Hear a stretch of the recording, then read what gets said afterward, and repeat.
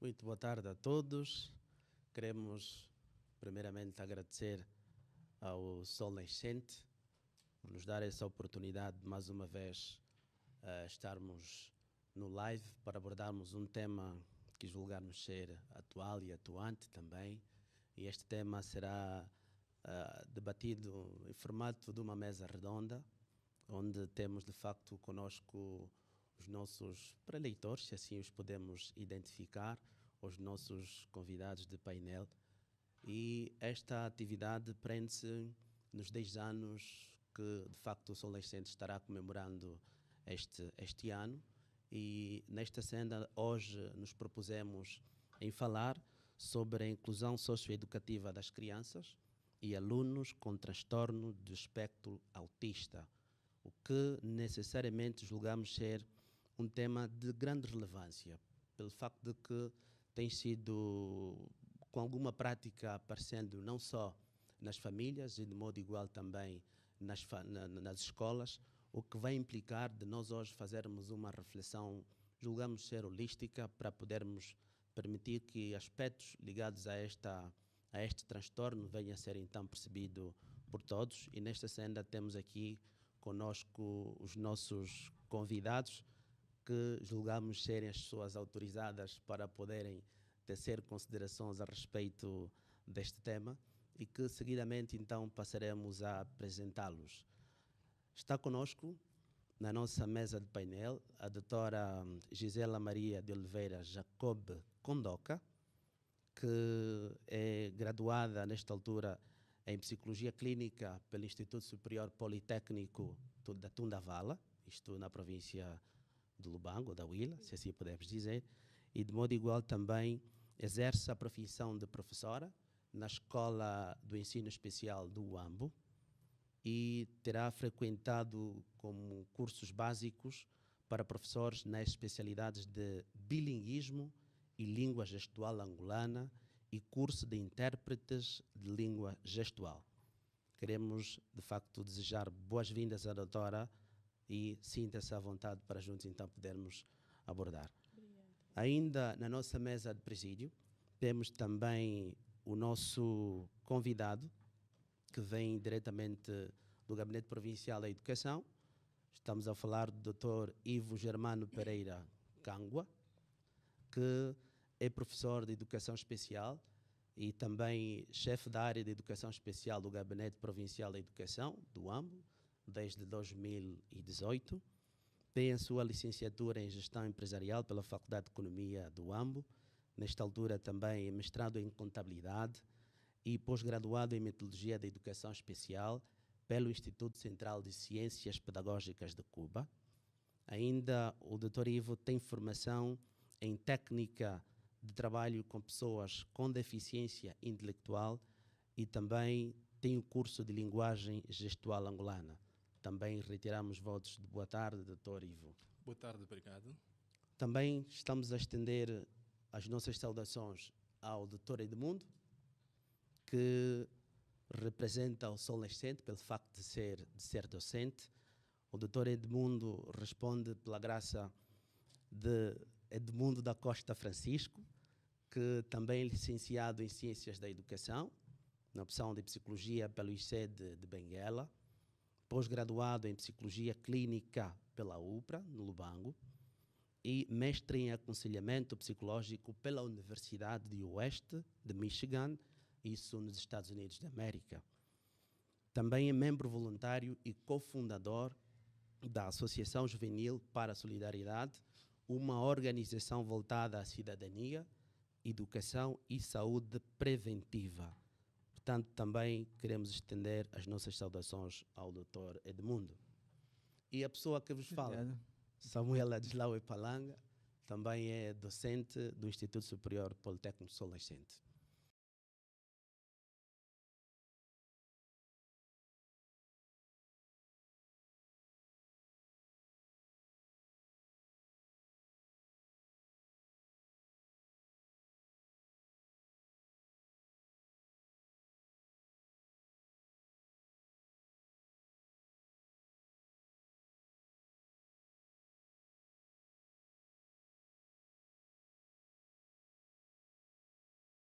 é uma palavra que deriva do grego, atos, que significa voltar-se a si mesmo. O autismo é uma palavra que foi enunciada pela primeira vez em 1911 pelo psiquiatra Eugene Bleuler, que usou o termo para descrever um conjunto de situações específicas. Em 1943, o Dr. Leo Kanner caracterizou o autismo como um transtorno social e emocional. Isso automaticamente faz crer-nos que o autismo vem de muito longe, né? Embora abordamos com muito mais frequência hoje. E, aos 2 de abril de 2007, foi criado pela ONU o Dia Mundial da Consciencialização do Autismo, de maneiras a incentivar as ações de apoio e pesquisa para melhorar o bem-estar da inclusão. Então, com certeza, a questão que não se quer calar é o que, na verdade, vem a ser o autismo. O autismo, segundo o DSM-4, é caracterizado pela presença de um desenvolvimento acentuadamente anormal, deficitário da interação e comunicação social. Quando estamos a falar de autismo, nós estamos a falar de autismo como? Podemos dizer que o autismo é igual a uma comunicação prejudicada e uma interação social comprometida. Crianças com autismo apresentam-nos algumas características específicas. Então, o DSM-4 aponta-nos algumas características que estas crianças e futuramente adultos possuem. Nós temos o déficit na interação social. Esse déficit é persistente e pode existir um acentuado nível em muitas áreas, tal como comportamento verbal e comportamento não verbal, no caso. São crianças que têm dificuldade em manter o contacto ocular por mais de 10 segundos. Geralmente não demonstram uma expressão facial respondendo a estímulos. Têm uma postura corporal e gestos muitas vezes inapropriados. São crianças que têm dificuldade para desenvolver relações com os companheiros, relações de pares. São crianças em que nós não conseguimos observar muita reciprocidade emocional e muitas delas podem ou não desenvolver a linguagem oral. E quanto aos comportamentos e interesses restritivos e repetitivos, apresentam rotinas, comportamentos estereotipados e repetidos como partes, apegam-se a partes específicas de um determinado objeto. Por exemplo, se ele tiver um boneco, ele pode simplesmente apegar-se ao braço ou só ao pezinho do boneco. São crianças que podem seguir todos os santos dias o mesmo caminho. Se ele acorda e ele tem que ir para a cozinha, ele vai sempre passar pela marquise, ele vai usar sempre a mesma rotina. São crianças que muitas vezes vão estalar o dedo, são crianças que vão andar com a ponta dos pés, é um dos sinais que chama bastante atenção, vão balançar as mãos e também podem ficar fascinados com coisas básicas como o abrir a porta, com a ventoinha a funcionar. Uma outra questão que nós podemos nos colocar e muito se aborda é sobre, de onde vem o autismo? Qual é a causa do autismo? Esse autismo vem por que motivo?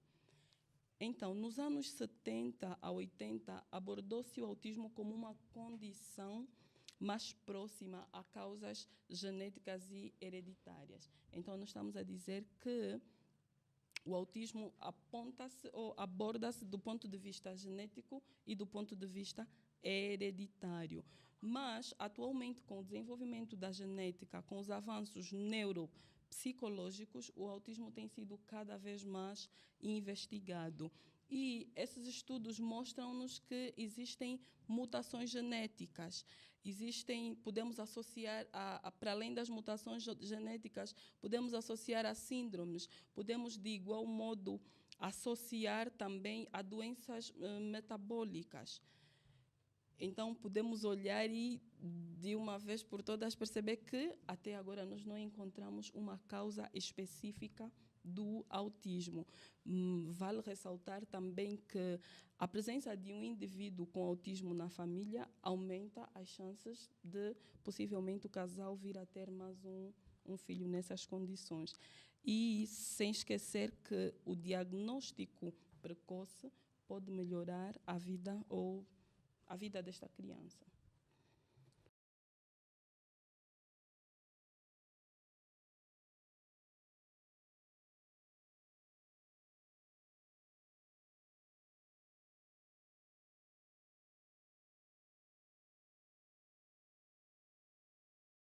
Por que é relevante falar deste assunto? Porque afeta muita gente.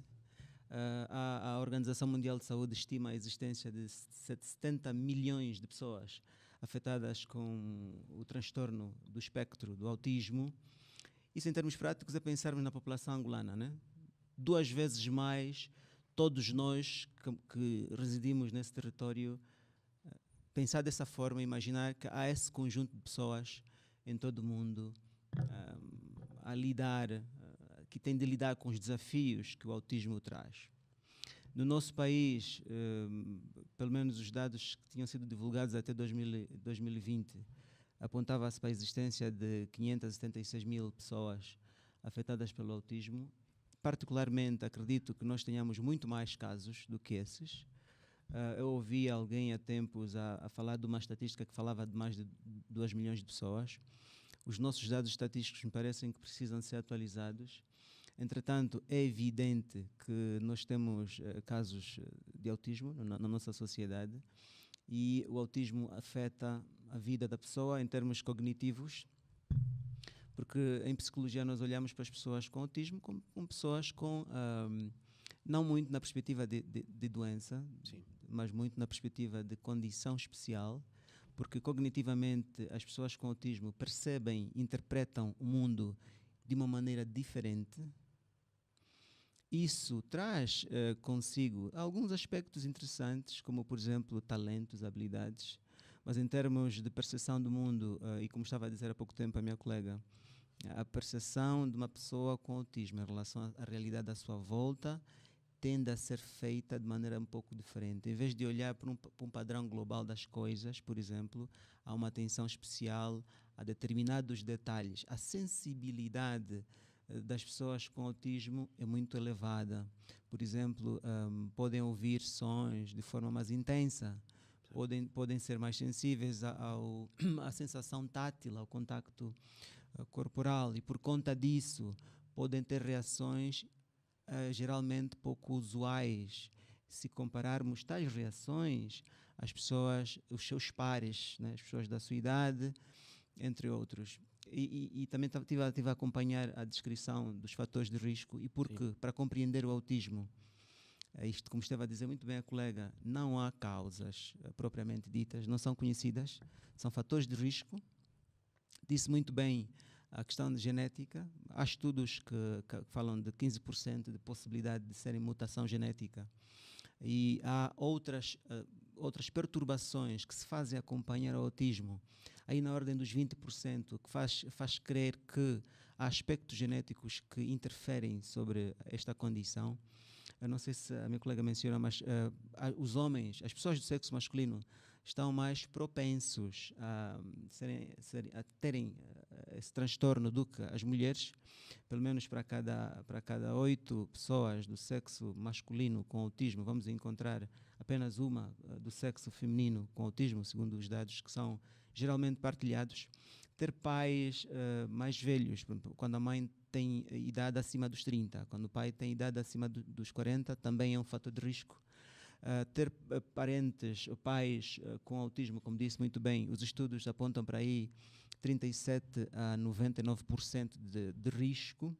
Há igualmente outros fatores, como por exemplo tipos de medicação que a mãe usa durante a gravidez. Eu estive a ler há tempos estudos que falavam de 2 tipos de medicamentos que são considerados de risco, como talidomida e valproato. Portanto, em termos de gestação, as mães devem prestar atenção e devem realmente ter todo o cuidado possível com especialistas quando se trata de medicação por causa de prováveis riscos. A exposição ao álcool durante a gravidez é igualmente um fator de risco. Ok. E estes são o problema do autismo.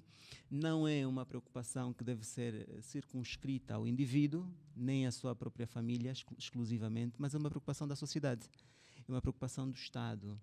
É por isso é que estamos aqui, para dizer o que é que tem de ser feito em termos de políticas, de estratégias, de procedimentos, de investimento, de recursos, ao nível não só das comunidades, das escolas, dos postos médicos, dos hospitais, da sociedade em geral, mas ao nível da superestrutura de um país, em termos de orçamentos, para garantir que as pessoas com o espectro do autismo sintam-se cidadãos com os mesmos níveis de dignidade, que sejam aceites e que sejam protegidos do estigma, da discriminação e de outras restrições excessivas que eles vivem sofrendo.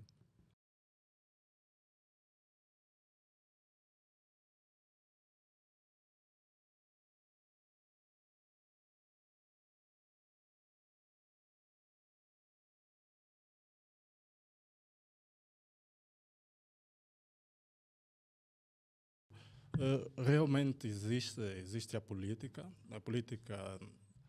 nacional de educação especial orientada para a inclusão.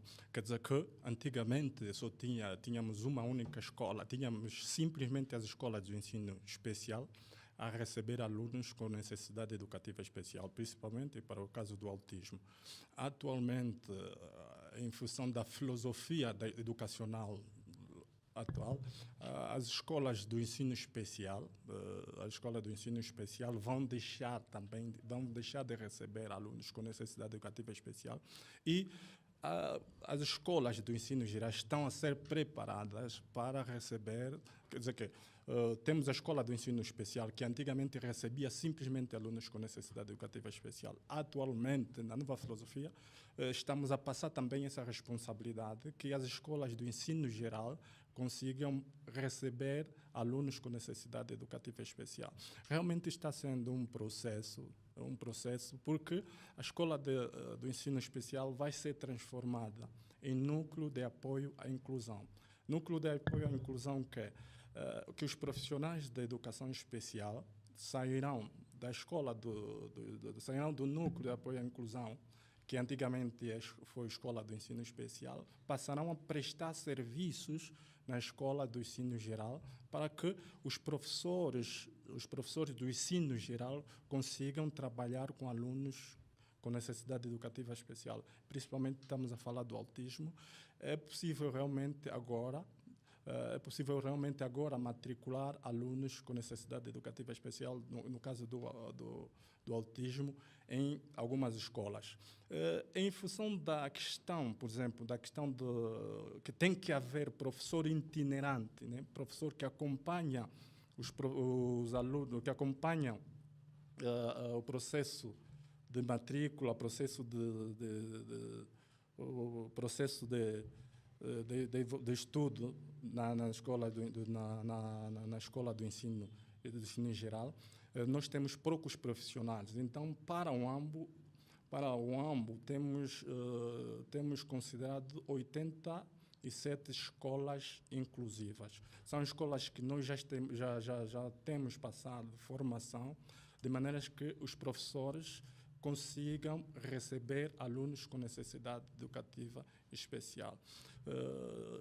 Neste momento, por exemplo, mudamos a estratégia de formação para os professores.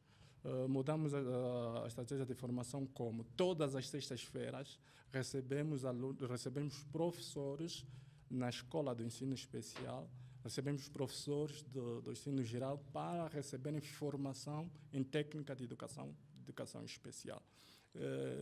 Nesse momento temos escolas inclusivas, que nós consideramos escolas inclusivas em toda a província do AMBO. São 87, para cada município escolhemos 4 escolas. Mas essa questão de escolas que consideramos escolas inclusivas não é uma questão fechada, é uma questão flexível. Quer dizer que se aparecer um aluno numa determinada escola que não constava no nosso mapa como escola inclusiva, automaticamente aquela criança, automaticamente aquela escola passa a ser considerada como escola inclusiva. Nós realmente conseguimos perceber que esse é um processo, não é fácil trabalhar com alunos, principalmente no aspecto autista. Atualmente, o dado que temos é só a Escola do Ensino Especial, que tem 5 alunos com autismo. Mas eu ouvi a estatística do hospital, psiquiátrico, controlam 201 crianças autistas.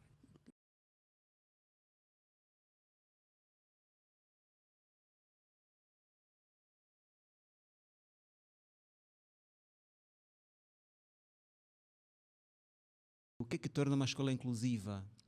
É o facto de matricular uma criança com o transtorno do espectro do autismo, ou a garantia de que há condições na escola, condições de estrutura, de meios, de recursos, mas condições de competências sobre a inclusão em termos do corpo docente e condições em termos de sistema de informação e minimização do impacto da discriminação, do estigma, da negligência, do pouco conhecimento da comunidade escolar. Uma questão mais para estimular que o doutor aumente um bocadinho mais de elementos esse processo. Exato. E, por um lado. Por outro lado, é importante ter em consideração que estamos a falar de um transtorno que tem um espectro. Sim. Isso dito em outras palavras, quer dizer que o nível de intensidade, o nível de efeitos que o autismo causa nas pessoas varia de um nível leve, moderado. Encontramos crianças com níveis muito leves, cujo funcionamento é bom, chamadas crianças com autismo de alto funcionamento, que podem inclusive funcionar de forma igual, equiparada ou superior àquelas outras crianças consideradas normais. Existe o autismo de nível moderado, em que as dificuldades de comunicação, as dificuldades de interação social, as dificuldades ligadas àqueles comportamentos repetitivos, restritivos, são não tão intensos e que com algum tipo de apoio, com algum tipo de ajuda, de especialização, a criança consegue adaptar-se, o adolescente consegue adaptar-se relativamente bem. Certo. E há aquele caso de grave, né, intenso, que afeta bastante o funcionamento do indivíduo e exige tratamento especial, exige um acompanhamento mais rigoroso, exige um conjunto de recursos adicionais. Quando falamos em 87 escolas inclusivas no AMBO, estamos a falar de escolas capazes de atender que natureza dentro desse espectro. Exato. A natureza do espectro de crianças com autismo de nível leve, de nível moderado, de nível intenso. Nós estamos a falar da questão da inclusão. Realmente, a questão da inclusão também tem a ver, principalmente para a questão do autismo, tem a ver com essa classificação. Só vamos passar a fazer a inclusão, principalmente só vamos passar a fazer a inclusão daquelas que têm o nível leve. Porque o nível mais severo, estes realmente são assistidos, vão continuar na escola do ensino especial, porque são situações um pouco mais difíceis e delicadas para trabalhar. Nós estamos a falar da questão do autismo, estamos a falar da questão do processo de inclusão, quer dizer que são 87 escolas. Estamos a falar do ensino, desde o ensino primário ao ensino superior.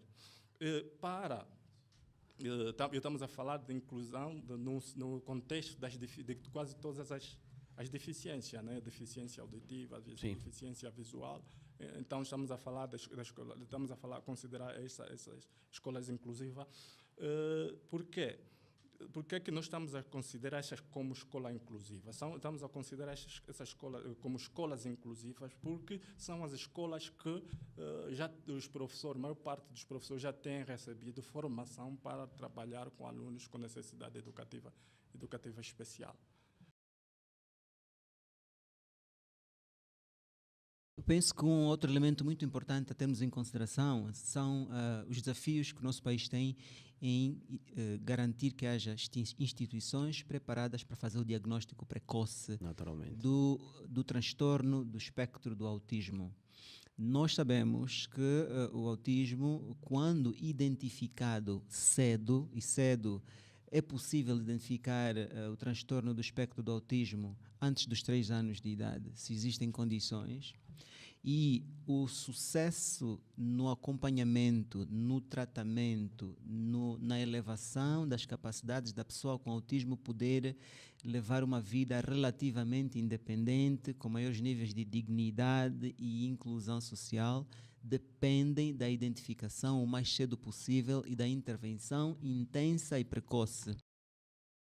Até que ponto é que, por exemplo, ao nível do AMBO, ao nível do país, e são preocupações muito grandes, é que temos condições para fazer diagnóstico? Pensemos nas famílias carenciadas, nas famílias pobres, que já têm desafios socioeconómicos muito grandes e com o autismo os níveis de pressão na família são elevados. Por exemplo, há tempos o Jornal de Angola publicou uma entrevista da senhora Maria da Luz, da Associação Coração Azul, que faz muito trabalho nessa área pelas pessoas com transtorno do espectro do autismo, e ela fazia a afirmação de, na visão dela, haver apenas 2 hospitais no país, repito, 2 no país, segundo ela, que tinham condições para fazer esse diagnóstico. Eu ouvi há pouco tempo o doutor Ivo afirmar que, de acordo com o hospital psiquiátrico, haviam 200 e tantas 201. crianças. Não são 200 e tal mil, né? São 200 e tal. 200 e uma crianças. Quantas outras existem e não foram diagnosticadas? Que condições é que o país precisa de ter para que as famílias entendam e tenham acesso a esse exercício de identificação precoce para minimizar o impacto negativo do autismo? Flexão. Relativamente à questão de diagnóstico, é difícil. Nós como a nossa questão está relacionada simplesmente com a questão da educação. Certo. Mas isso é uma situação que realmente preocupa, porque nós às vezes identificamos certos alunos com comportamentos, então nós fizemos uma presunção de que pelo STIC parece ser autista, mas realmente o diagnóstico deve ser feito pelo hospital. Sim, deve ser feito pelo hospital. Em função dessa questão, nós estamos a criar um memorando com o centro de reabilitação da Bomba. Tem certos profissionais de neurologistas que vão passar a nos ajudar nesta questão. Nós, se notarmos alguns alunos com essas características e sem ter o diagnóstico, nós vamos passar a trabalhar com o hospital, com o Centro de Reabilitação Física da Bomba. A escola não tem a missão de diagnosticar. Ok. A escola recebe simplesmente o aluno, e recebe o aluno com 5, 6 anos de idade. Tal como o colega disse muito bem, o autismo é identificado nos primeiros anos da infância. Certo. Logo, com 1 ano, 2 anos, os pais atentos já começam a perceber que alguma coisa não está muito bem. Principalmente no caso dos pais que já têm mais filhos. Ok, as crianças, segundo o Piaget, passam por uma fase de desenvolvimento. Certo. Né? Piaget aponta-nos as fases de desenvolvimento. E nas crianças com autismo, nós conseguimos perceber que algumas fases parece que a criança não vive perfeitamente. Como, por exemplo, uma das formas que os nossos pais têm de observar, ou a mãe, que alguma coisa provavelmente não está bem, é muitas vezes no ato da amamentação. Crianças com autismo, muitas vezes elas não mantêm o contacto ocular já desde a amamentação. Então, isso precisa chamar a atenção. Temos o caso também dos balbúcios. Ok, essa criança passa por esse processo todo até chegar à fase escolar. A escola recebe o aluno e percebe que o aluno não fala. E, em muitos casos, para nós, como escola do ensino especial, os pais, ok, a criança não fala, e por que o pai trouxe a criança para aqui? Porque ela não fala. Mas não fala, nunca falou, e o pai muitas vezes diz que com 1 ano, 2 anos a criança falava, mas depois deixou de falar. Então, como professores, nós temos a missão de estudar, temos a missão de investigar. E aquilo que nos diz o autismo chama-nos a atenção. É como uma luz verde. Ok, falava 1, 2 anos e depois apresenta uma regressão. Certo. Então, conseguimos perceber. E temos a sala do AE, que é a sala de atendimento educacional especializado, em que nós recebemos os encarregados e fizemos uma ficha de anamnese com o intuito de buscar mais informações sobre que criança nós estamos a receber no caso. E, pelo histórico, nós conseguimos, os pais vão nos dando informações, isso fruto daquilo que são as nossas investigações, claramente ligadas ao autismo. Como professora, o que é que eu devo fazer? Não é minha missão, não me compete dizer ao pai que essa criança é autista. Uma das sugestões que a gente geralmente dá é que procurem um médico.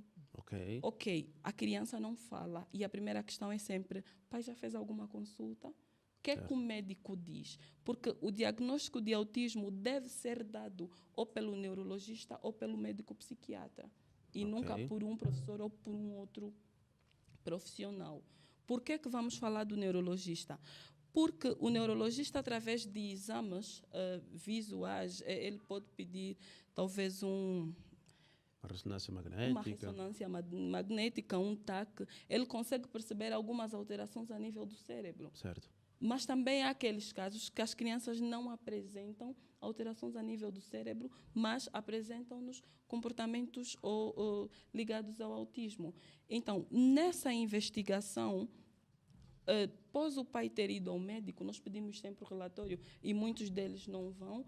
Aí, com ou sem diagnóstico, nós precisamos trabalhar com essa criança. Ok, como profissional, eu já percebo, e por acaso já tive a oportunidade de atender uma criança que ele preenche todos os critérios de diagnóstico para autismo, mas os pais não sabem. Os pais desconhecem por quê? Porque muitas vezes os pais tendem a comparar. Ok, o meu primeiro filho tinha quase os mesmos comportamentos, mas depois mudou. Este é diferente, só que parece que estes sintomas demoram um pouquinho mais tempo.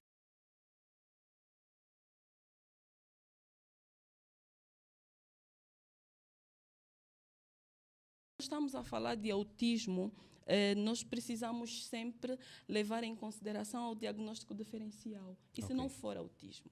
Certo. Por quê? Porque, e uma coisa que escapou, nós estamos a falar da perturbação do espectro autista.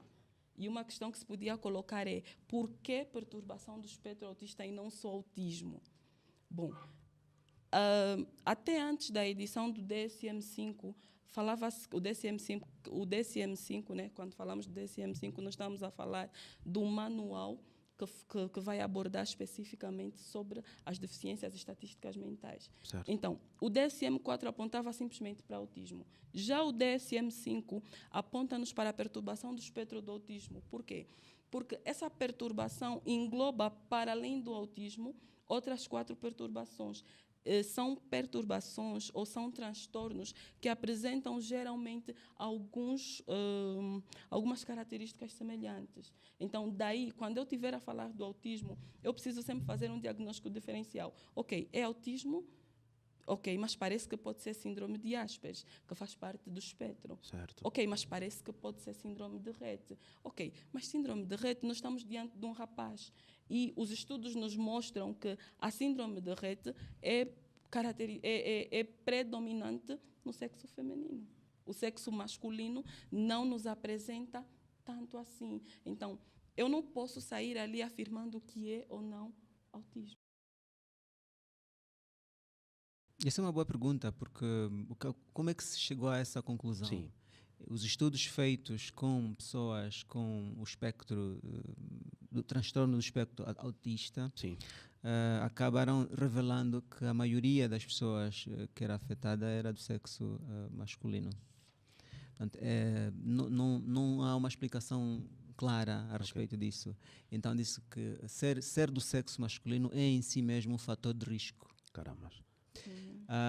E devo também, eu estive a gostar muito da apresentação da minha colega, Certo. porque de facto, e devemos chamar a atenção ao público, que esse exercício de explicar os sintomas, os sinais Exato. que ajudam a caracterizar o autismo nas pessoas, que estamos a fazer aqui, não visam ensinar ninguém a fazer diagnósticos. Certo.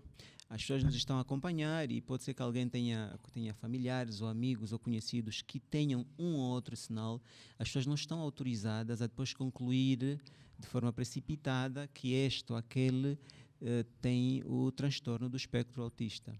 Tem de haver esse cuidado. Agora, temos sim de apelar aos pais, aos encarregados de educação, que uma criança quando tem 9 meses, depois quando tem 18 meses, depois quando tem 24 meses, depois quando tem 30 meses de idade, estes intervalos recomenda-se levar a criança à avaliação de um especialista, de um pediatra, de um neurologista, para ver se há sinais que recomendam um diagnóstico. Ok. Porque a forma, o êxito em tratar e acompanhar e reduzir os níveis de dependência da criança Sim. é muito maior quanto mais cedo nós fizermos o diagnóstico.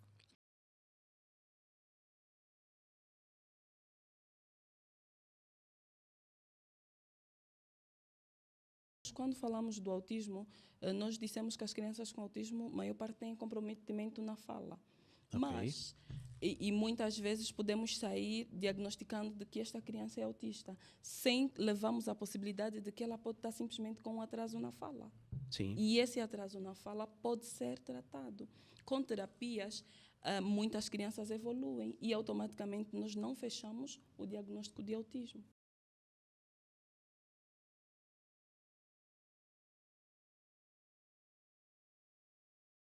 A compreensão dos sinais do autismo deve sempre ser global, Certo. como um todo, de forma holística, e não nos prendermos a sinais isolados da Exato. pessoa. Certo. Estamos a falar em basicamente duas grandes áreas no ser humano. Uma tem a ver com a área da comunicação, das formas de comunicação. Certo. A habilidade da criança se expressar, dizer o que sente e o que pensa, né?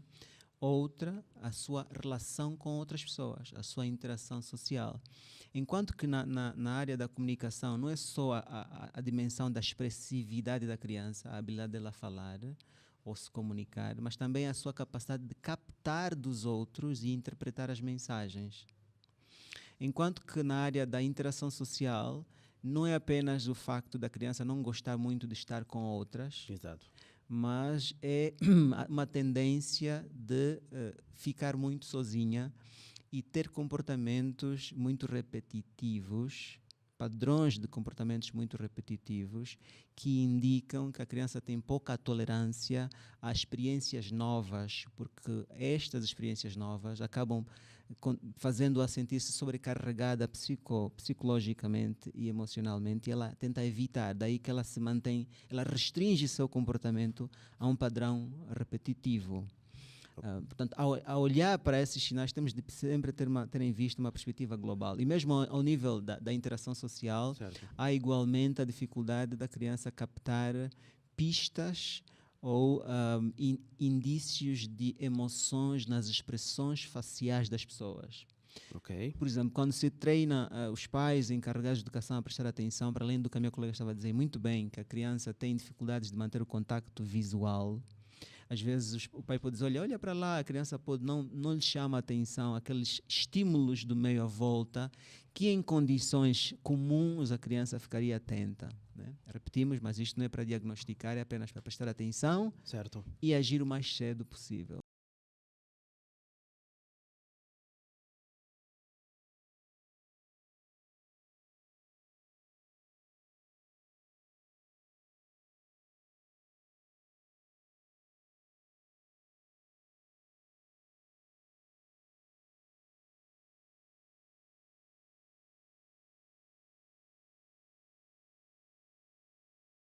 Relativamente à questão da socialização, Exato.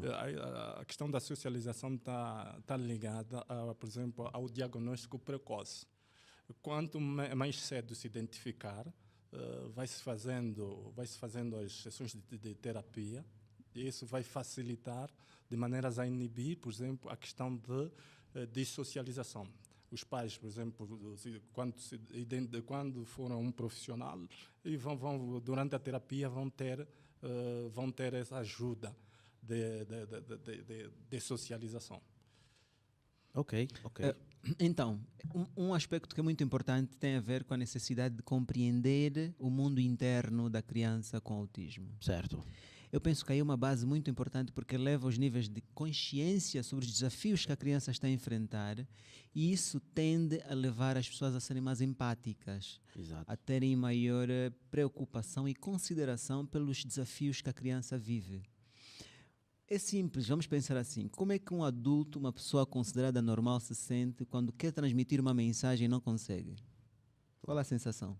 Claro. Qual a sensação? É frustração. Frustração. Quando dizemos alguma coisa e a pessoa não nos percebe, e voltamos a dizer e não nos percebe, e tentamos voltar a dizer e não nos percebe, nós ficamos frustrados. Certo. Agora imagine alguém que já tem dificuldades de dizer o que sente e pensa. E é muito mais provável não ser compreendida do que ser compreendida. Obviamente, como uma forma de se proteger da sensação de não ser compreendida, a criança se isola. Retrai-se, restringe-se, como uma forma de se proteger. Certo. Portanto, se nós compreendermos isso, o que é que vai acontecer? Quando estivermos diante de uma criança, um adolescente com o transtorno do espectro do autismo, nós vamos fazer um esforço adicional para tentar compreendê-la. Exato. E ajudá-la a entender que nós a aceitamos tal como ela é. E que não há nenhum problema em ela ser membro da nossa sociedade porque nós a amamos. Estamos dispostos a tudo fazer para permitir que ela se insira entre nós. E a sua companhia é desejável.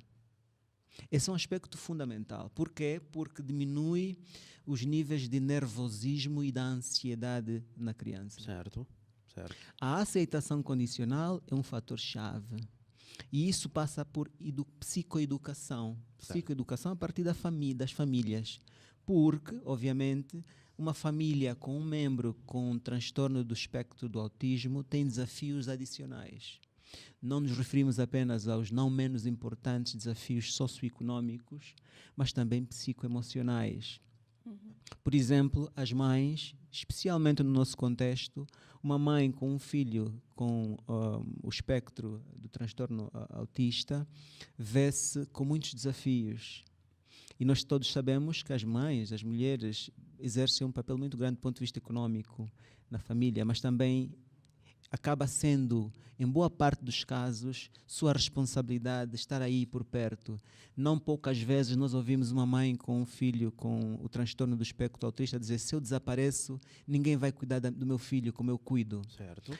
Isso exige tempo, às vezes dá desespero, dá angústia, porque a pessoa sente-se impotente, porque é afirmado que não tem cura, porque não há recursos suficientes à volta, porque a terapia é cara, porque não há acessos como devia haver da assistência social. Portanto, há um trabalho que deve ser feito com a família, um trabalho de educação, de elevação dos níveis de conhecimento, mas um trabalho de apoio psicoemocional, de modo a que os membros da família compreendam mais sobre como funciona o autismo e tenham essa habilidade de se ajustar às necessidades da pessoa.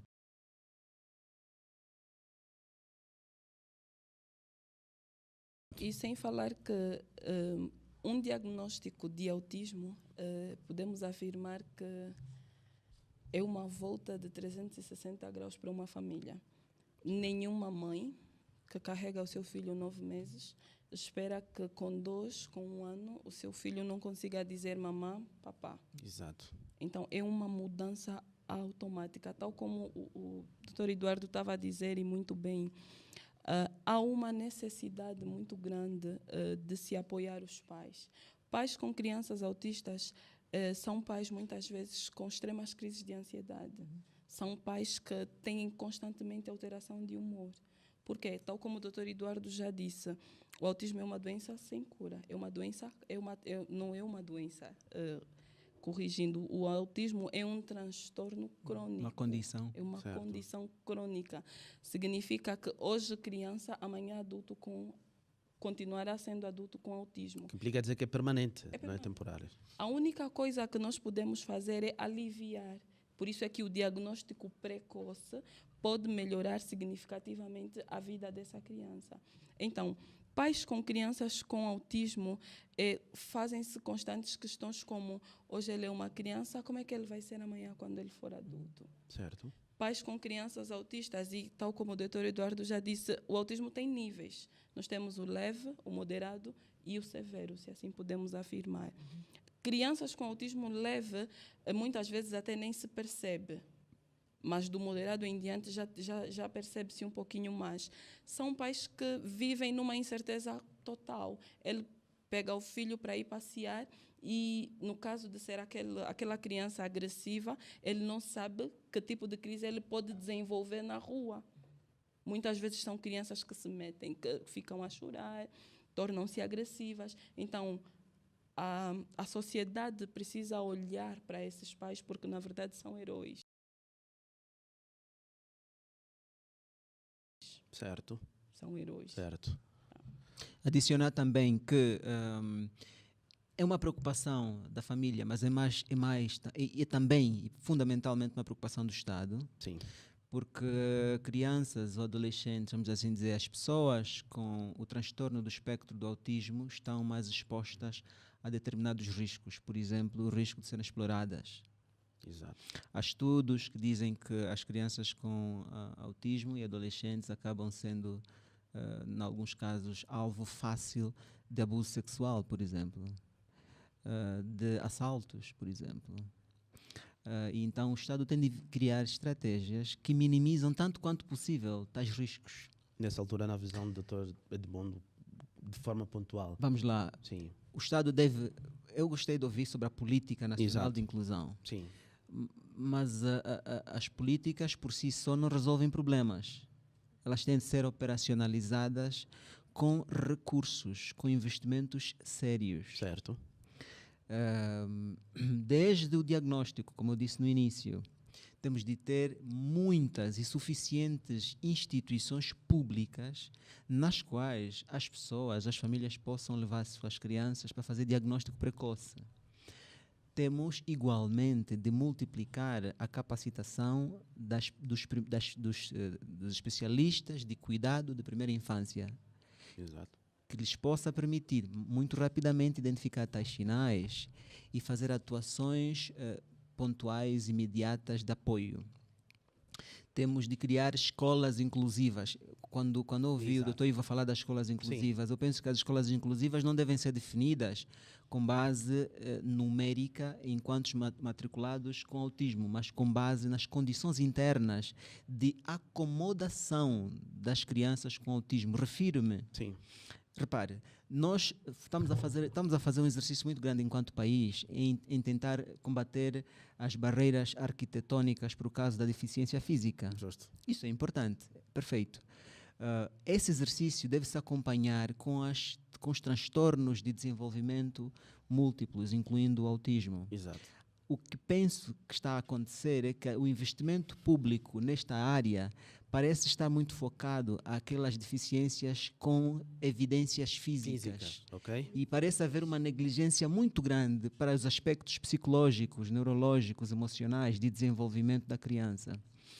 Tem mais, uma criança com o transtorno do espectro do autismo, que nós a queremos inclusa ou incluída no sistema de educação, precisa de sentir que a escola é também seu lugar.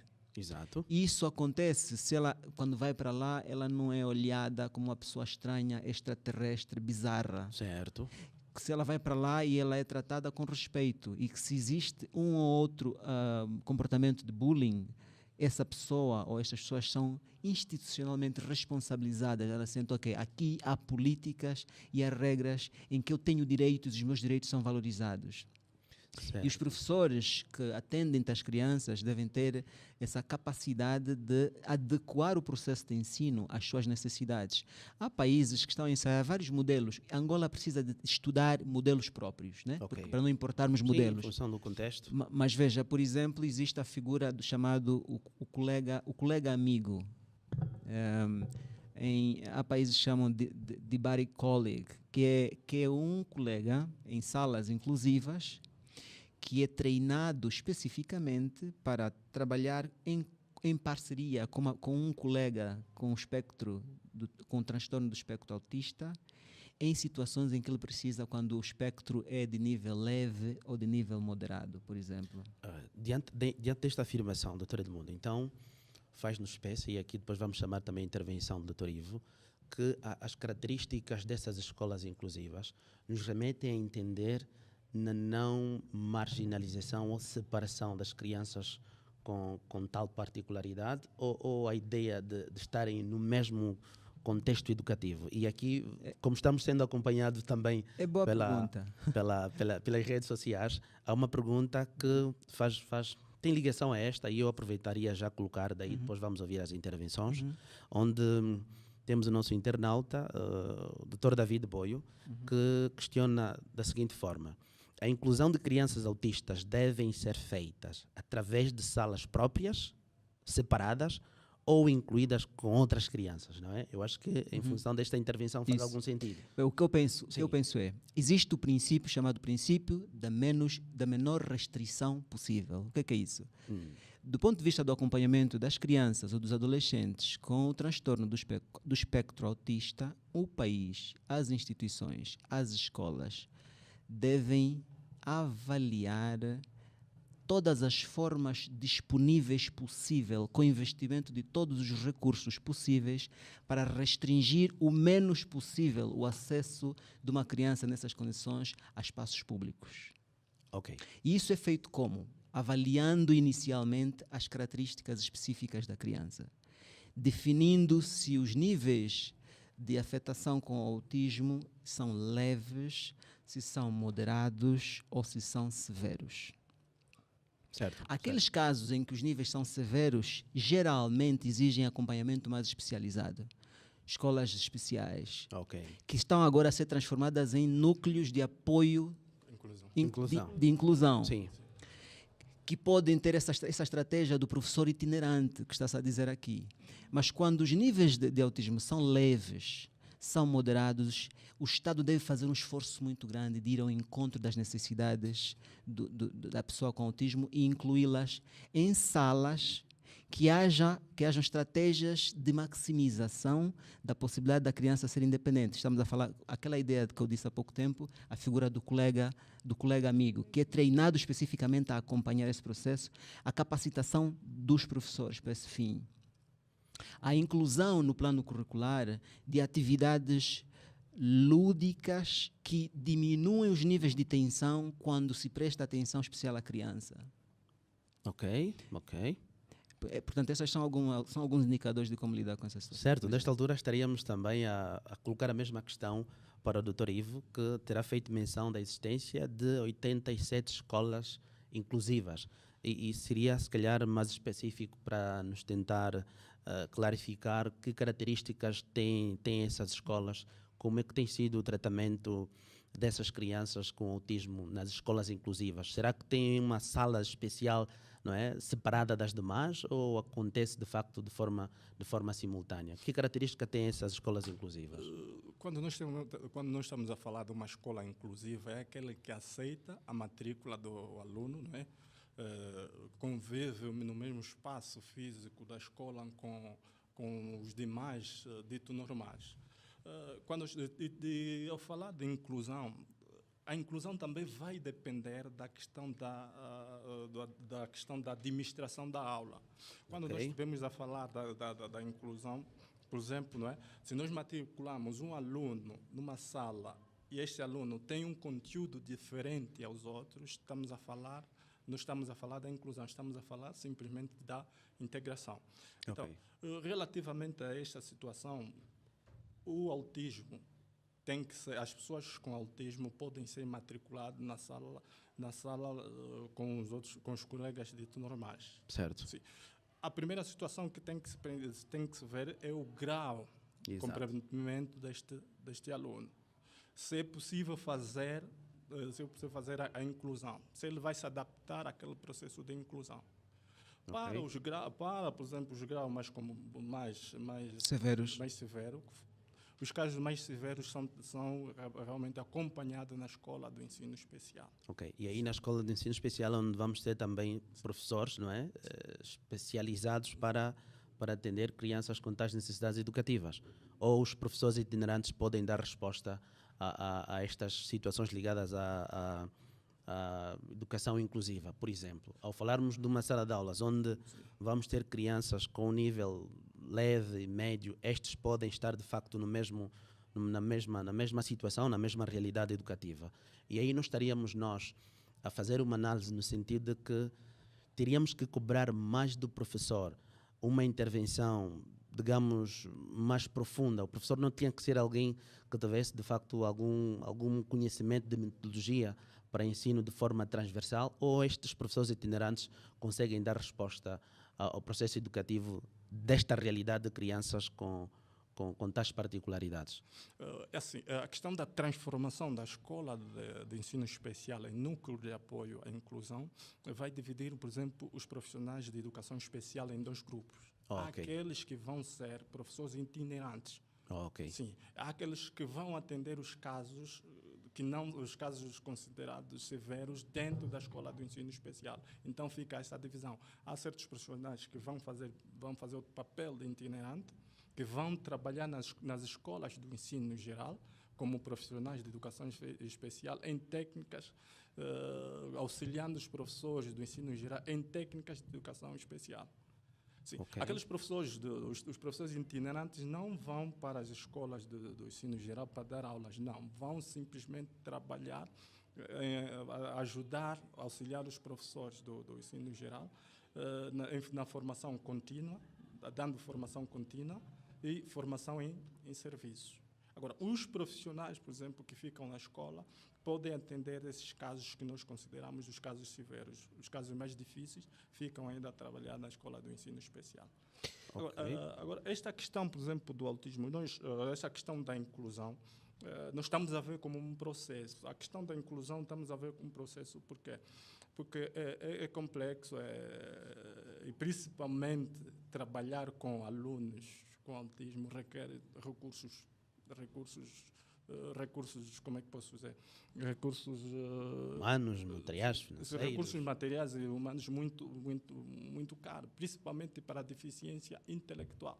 Exato. Por isso que a nossa estratégia, principalmente aqui no AMBO, começamos pela inclusão da pessoa com deficiência visual e auditiva. A inclusão das pessoas com deficiência intelectual ainda estamos a trabalhar na escola do ensino especial. Só as únicas deficiências que nós temos fora, nesse caso, são o síndrome de Down, a deficiência intelectual, o síndrome de Down. O autismo ainda estamos a trabalhar na escola do ensino especial, porque é um desafio. Ok. Aqui eu penso que sim. Nós estamos atrasados em relação a isso. Eu penso que o Estado angolano precisa de fazer muito mais. Certo. E estamos mesmo aqui a dizer isso em jeito de advocacia, porque não deixa de ser uma preocupação. Exato. Não deixa de afetar famílias, e são cidadãos, exigem investimento. É o que eu disse, políticas por si só não resolvem problemas. Elas têm de ser operacionalizadas com recursos. Por exemplo, o Dr. Ivo estava a dizer muito bem que é desafiador atender a essas necessidades porque exige recursos próprios, audiovisuais e instrumentos próprios. Mas também eu penso que esse processo que vai lento exige atualização das unidades curriculares. Isso na educação especial? Não, nas escolas públicas. Por quê? Porque quando eu vou ensinar... Por causa do processo de inclusão? Isso, por causa para ser inclusão. Porque se eu estiver, por exemplo, a ensinar habilidades sociais de comunicação, ou se eu estiver a treinar as crianças a fazerem leitura de indícios da expressão não verbal para interpretar a comunicação e elevar nelas a habilidade de interagir com as demais, eu tenho de fazê-lo para todos de uma maneira em que a pessoa com autismo perceba. Então, e a pessoa sem autismo não se sinta... não sinta que está a ser negligenciada. Então Implica mexer com as unidades curriculares e as estratégias pedagógicas, metodológicas de fazer levar a mensagem. Okay. Mas não é só isso. Penso que tem outra dimensão. Qual é? É a dimensão dos serviços auxiliares de apoio nas escolas públicas. Okay. Estamos a falar de quê? Por exemplo, estamos a falar dos gabinetes de apoio psicossocial nas escolas públicas. Certo. E a minha pergunta é, por exemplo, ao nível do município do Ambo, quantas escolas públicas têm gabinete de apoio social funcionais, com técnicos qualificados, cujo número e operacionalidade satisfaça a demanda populacional de cada escola? Quantos? É também uma questão de seriedade, de investimento de políticas. Por quê? Porque o processo de inclusão de uma criança com autismo numa escola pública é faseado. Exato. Uma criança que está a entrar hoje para uma escola pública com autismo tem características, necessidades de apoio psicoemocional diferente de uma criança que já está aí há 6 meses. O tipo de acompanhamento para esse processo de readaptação ou adaptação, assimilação, inclusão, tem conflitos cognitivos. E tem de haver assistência imediata. Por quê? Porque senão há desistência. Exato. Isso exige serviços auxiliares de apoio, psicólogos, pedagogos disponíveis em prestar esse apoio. E isso penso que é uma questão de investimento público. E mais uma vez nós estamos aqui a deixar esse apelo. Certo, certo. Nesta altura, aqui é uma questão de um internauta, de nome Adelino Pelembe.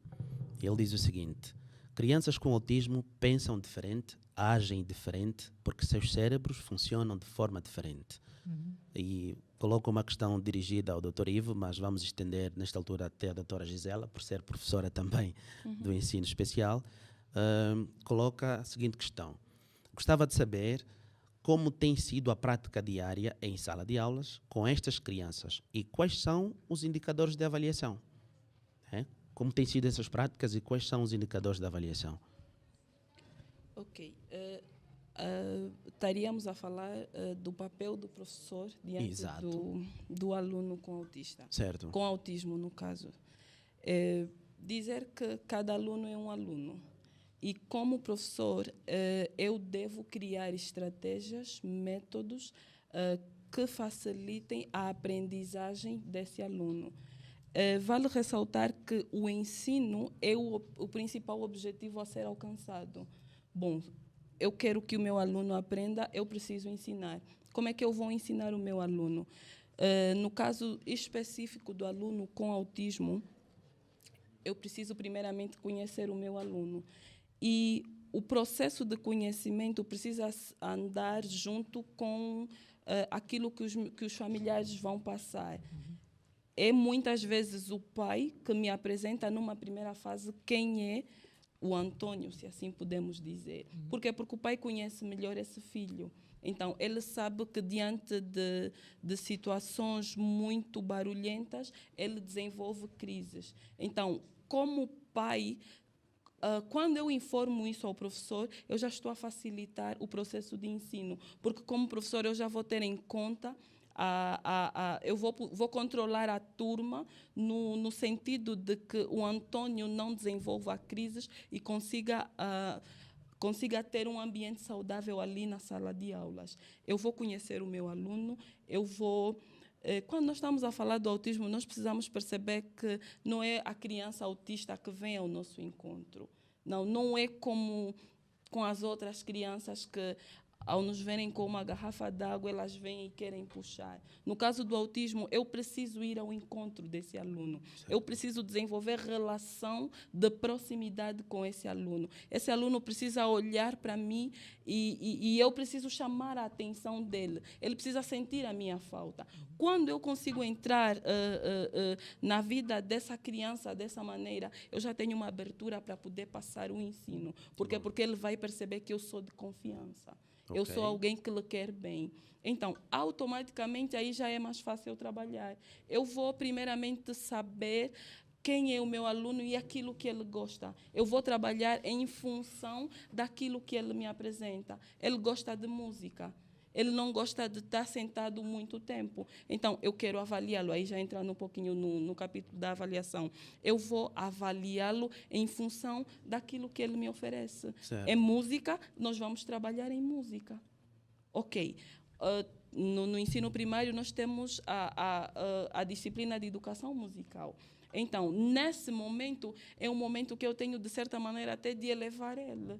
Por quê? E eu preciso sensibilizar os colegas. Não demonstrar claramente de que o colega Antônio é diferente, mas eu preciso dizer, ok, o colega Antônio não gosta disso, então vamos evitar fazer barulho, porque o Antônio não gosta, o João também não gosta, de maneiras a não excluir. Ok. Então, eu vou definir objetivos para trabalhar com esta criança. Exato. Eu vou adaptar o meu currículo. Certo. Eu vou adaptar a minha aula. Ok, eu vou falar da água. Eu sei que para todos os outros meninos, eles conseguem escrever e fazer algum desenho. Certo. No caso do Antônio, eu vou ilustrar. Antônio, hoje nós estamos a falar da água.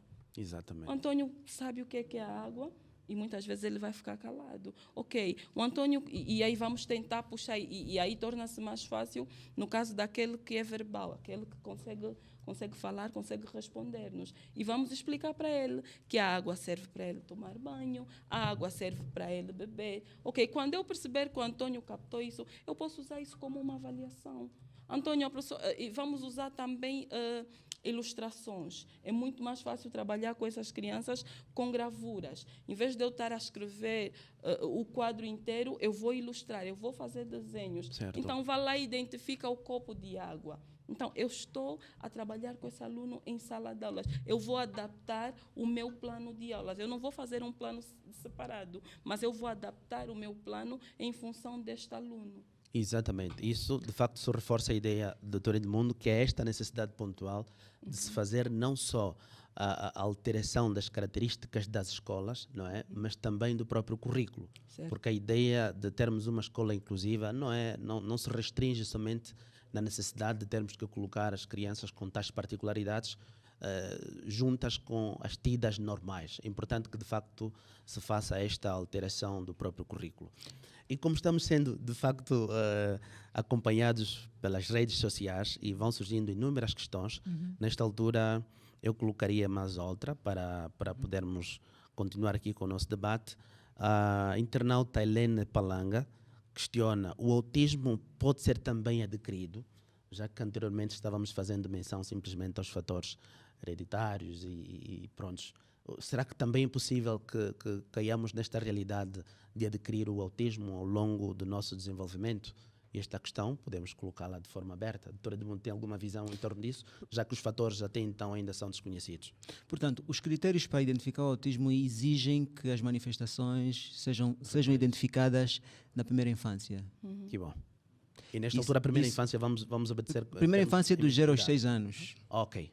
A primeira infância dos 0 aos 6 anos. Portanto, mesmo antes dos 3 anos, Certo. pode já haver indícios, sinais que, bem identificados, dão origem a esse diagnóstico. Ok. Quer dizer que é muito pouco provável, eu só não estou a usar a palavra impossível, Exato. que seja algo adquirido. Né? Ok. Porque mesmo vários estudos apontam para causas biológicas, genéticas, Exato. hereditárias, que geralmente passam os 40%.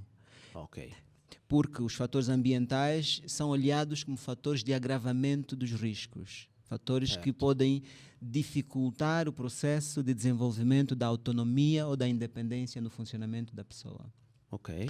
Eu estive, mais uma vez, a gostar bastante da abordagem da minha colega, só para reforçar que o processo de educação ou de inclusão Exato. de uma criança ou de um adolescente com o transtorno do espectro autista exige, em termos ideais e programáticos, o que se chama Plano Individual de Desenvolvimento do Aluno. Certo.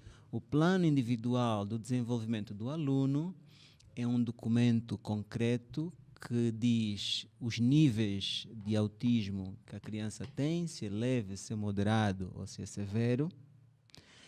Identifica as forças, quais são as habilidades, o potencial e as capacidades da criança. Por exemplo, a criança pode ser muito criativa, Ok. pode ter uma tendência artística que desponta, pode ter uma tendência poética que lhe chama a atenção, pode ter uma sensibilidade muito grande em captar determinados estímulos. Esse conjunto de forças, Sim. o professor tem de conhecê-los.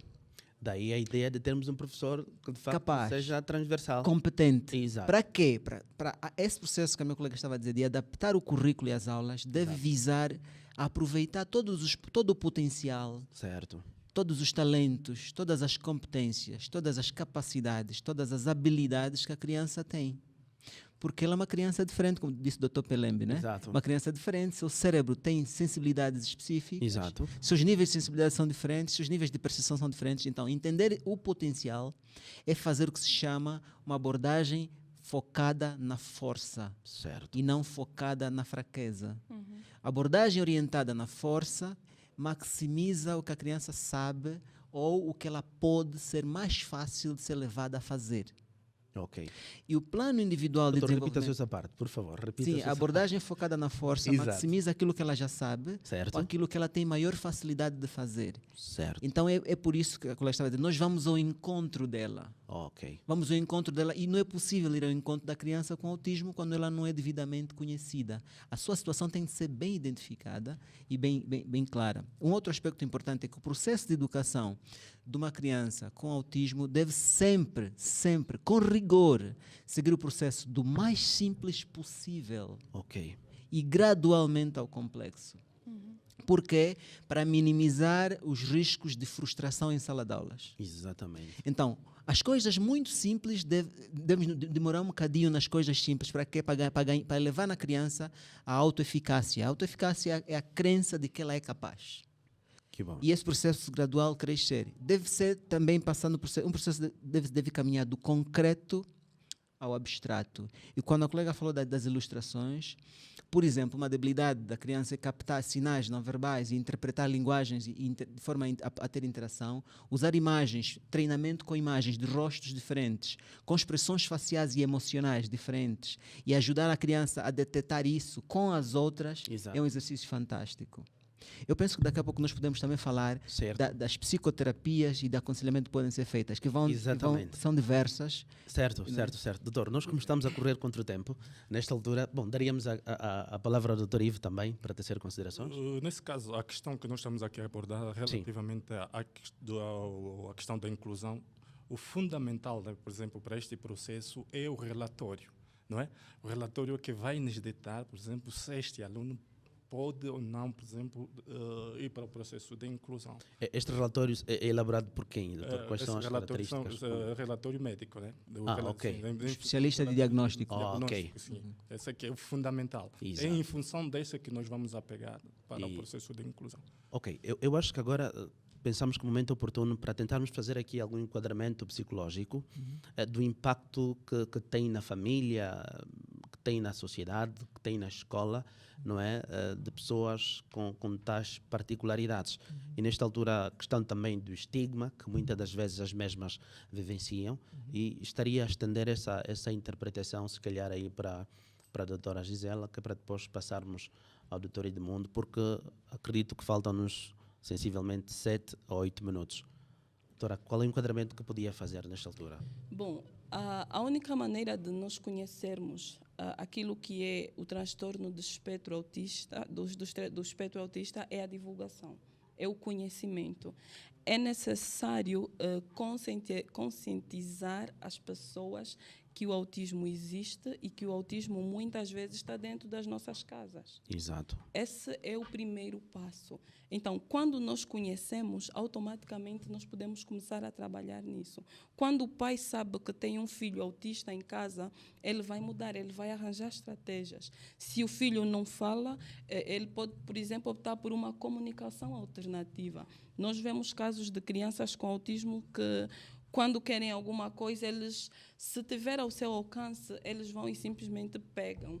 mas senão eles pegam a mão do adulto que estiver ao lado e levam de encontro aquilo que eles desejam. Então, já é um exercício que os pais podem fazer com os filhos. Ok, filho, você quer beber água? Então, ensine ele, faça ele conhecedor daquilo que ele quer. O Antônio quer água. Tá bom, o pai vai dar água. O Antônio quer pão. Então, automaticamente, eu começo a ensinar. Eu preciso apresentar o meu filho à sociedade. Como é que eu vou fazer? Vamos supor que o meu filho tem crises quando ele está no meio de muita gente. É minha responsabilidade como pai apresentar gradativamente a sociedade do meu filho. E como é que eu vou fazer? Hoje eu saio e levo o meu filho para um lugar onde tem um fluxo de gente menor. E lá nós vamos e eu vou perceber o comportamento. E uma coisa é, a criança pode não falar, mas ela percebe. Então, eu preciso explicar para ele. Exato. E uma das coisas muito importantes no caso do autismo é antecipação. A criança precisa saber o que vai acontecer. Quando a criança não sabe o que vai acontecer, automaticamente ela pode ficar ansiosa Certo. e desenvolver algumas crises. Então, hoje nós vamos sair e você vai conhecer o calçadão. E ele pode não falar, mas ele vai, no caso de muitas vezes ele está feliz. Se ele não for verbal, ele pode abanar as mãos. É uma maneira dele demonstrar que ele está feliz. Ele pode mostrar alguns maneirismos. Então, eu vou apresentar gradativamente. Eu saio com meu filho e eu vou levá-lo. Ele pode não falar, mas ele precisa saber. Aqui é o calçadão. Aqui as pessoas correm. Aqui as pessoas passeiam. Aqui as pessoas têm um tempo de lazer. Eu, como pai, estou a apresentá-lo à sociedade. E chegará a fase estudantil. Exato. Ok, você vai precisar ir para a escola. Então, na escola, você vai encontrar outras crianças. E com essas crianças vai ser assim. Então, é minha responsabilidade. Tudo parte da família. Exato. Mas essa família só vai poder apoiar, ajudar essa criança se ela tiver conhecimentos. Certo. O conhecimento é a base de tudo. Certo. Nesta altura passaríamos também ao Dr. Edmundo, que nos poderia já apresentar algumas psicoterapias